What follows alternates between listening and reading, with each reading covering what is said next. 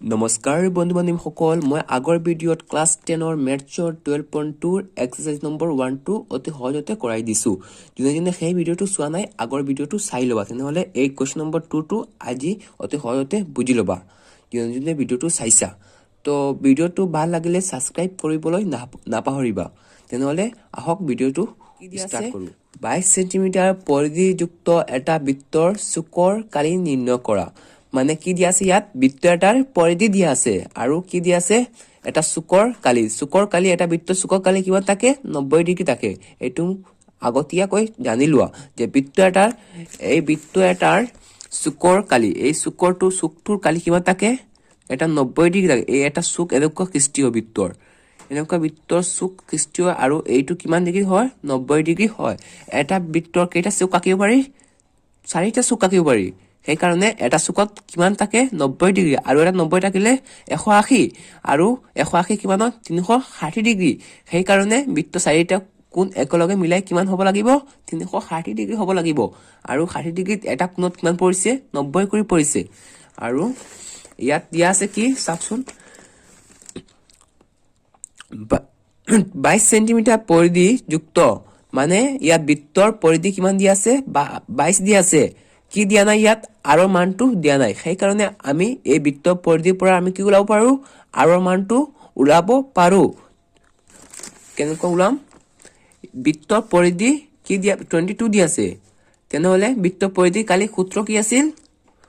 2 পাই r equal কিমান 22 আৰু আমাৰ পাই into r equal 22 আৰু এইটো যেটো এটো তলত লৈ আহিছো পাইৰ মান কিমান আছে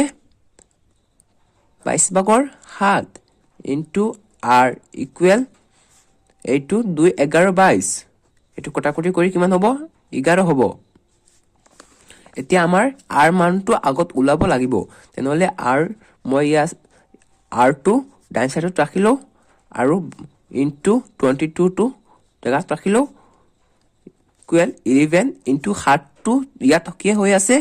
ইয়াত ডিভাইড হৈ আছে হৰণ হৈ আছে ইয়াত গলে কি হ'ব পূৰণ হৈ যাব সেই কাৰণে ইয়াত পূৰণ দি দিম r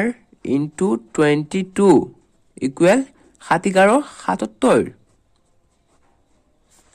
এতিয়া আমাৰ অকল r মানটো লাগে হে তেনেহলে r ইকুৱেল 77/22 এতিয়া এটো আৰু সৰু হ'ব 11 1 11 2 11 2 11 22 7 11 77 তেনেহলে এইটোৰ আনসাৰ কি এইটোৰ r মান কি হয় r ইকুৱেল 7/2 cm এইটো হল r ৰ মান এতিয়া কি ওলাবলৈ দিছে আমাৰ এই যেটো সৃষ্টি কৰিছে এটা বৃত্তকলা সেইটো কালি নিৰ্ণয় কৰিবলৈ দিছে তেনেহলে আমি গৌণ বৃত্তকলাৰ কালি কি আছে সূত্ৰ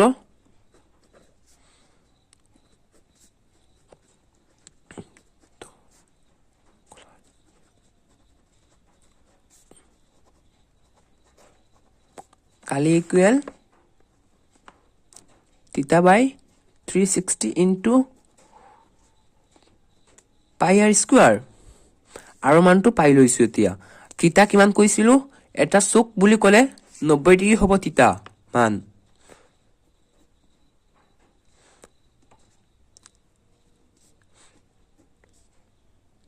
পাইৰ মান কিমান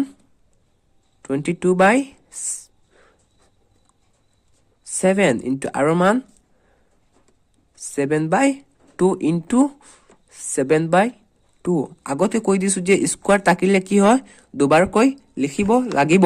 সেই কাৰণে দুবাৰ লিখি লৈছো এতিয়া 0 0 কাটি দিছো 9 কিমান গুণ 36 9 কিমান গুণ 36 9 4 গুণ 36 হয় ইয়াত বহাব লাগিব আৰু কটাকটি যায় 7 টো যাব মই কটাকটি আগৰ ভিডিঅ'টোত অতি সহজতে বুজাই দিছো যোনে বুজা নাই সেই ভিডিঅ'টো চাই লবা আৰু চোৱাচোন এটো 2 ৰে যাব 2 2 গুণা 4 2 11 22 তেনেহ'লে আৰু কি হৈছে তলত 2 এগুণ 2 2 দুগুণ 4 4 দুগুণ 8 হয় আৰু 7 11 77 cm স্কয়াৰ কাৰণ ইয়াত কালি উলাবলৈ দিছে কালি উলাবলৈ হলে স্কয়াৰটো আহিব সেই কাৰণে স্কয়াৰটো আহিছে তেনেহলে আশা কৰো এই ভিডিওটো এতিয়া 3 নম্বৰটো কি দি আছে এটা গড়িৰ মিনিটৰ কটাডালৰ দৈৰ্ঘ্য 14 cm মানে কি এই গড়িৰ যেটো এটা কটাডাল থাকে নহয় এনেকুৱা এই কটাডাল এটা গড়ি কেনেকুৱা থাকে যদি ধৰি লৈছো এটা গড়ি ঘূৰণীয়া তেনেহলে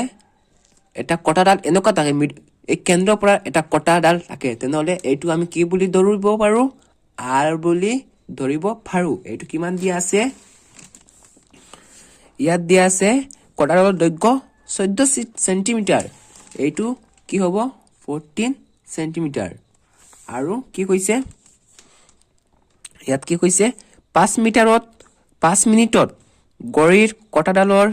দ্বাৰা ঘূৰণৰ কালি নিৰ্ণয় কৰা মানে এই গড়িটোৱে সেকেন্ড এই মিনিটৰ কটাডালে মিনিটৰ কটাডালে 5 মিনিটত কিমান অংশ আগৰিব সেই টাইখনৰ কালি নিৰ্ণয় কৰিবলৈ দিছে আমাক তেনেহলে এটো কেনেকুৱা উলাম আৰু মানটো পাই লৈছো আৰু কিমান পাব লাগিব থিতাৰ মানটো উলাব লাগিব থিতাৰ মানটো কেনেকৈ উলাই চাকচোন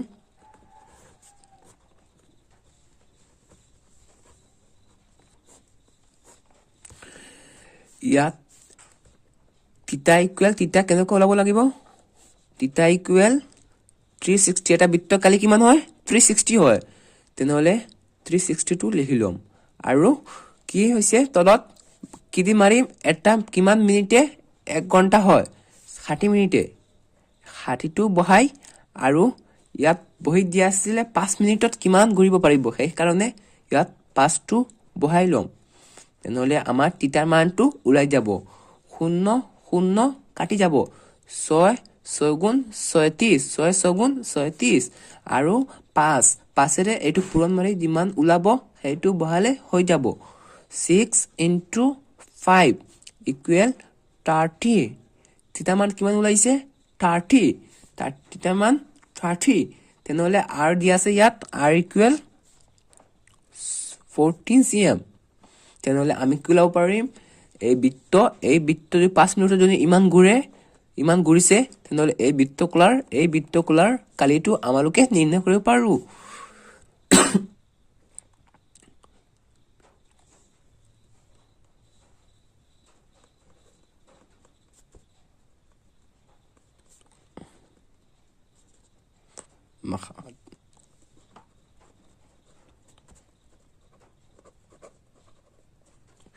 theta by 360 into pi r square এনেকুৱা সেই সূত্ৰমতে বহালে আমাৰ মানটো পাই যাম থিতাৰ মান কিমান 30 উলাইছে আৰু 360 into pi মান কিমান 22/7 into r মান কিমান আছে 14 14 into 14 0 কাটি দিছো 3 3 এগুণ 3 দুগুণা 6 3 এগুণ 3 মানে 3 বাৰত কিমান যাব 36 আৰু ইয়াত 2 ৰে কাটিব পাৰো 2 ৰে কাটি কিমান হৈছে এই 6 টো হৈছে 2 6 গুণ 12 আৰু 2 11 22 আৰু কাটাকাটি কৰিব পাৰো নে পাৰিম 2 এগুণ 2 2 3 গুণ 6 2 7 গুণ 14 তলৰ 7 ওপৰৰ 7 টো কাটি দিম তেনেহলে আৰু কি থাকিব আমাক এই 3 টো কাটি যাব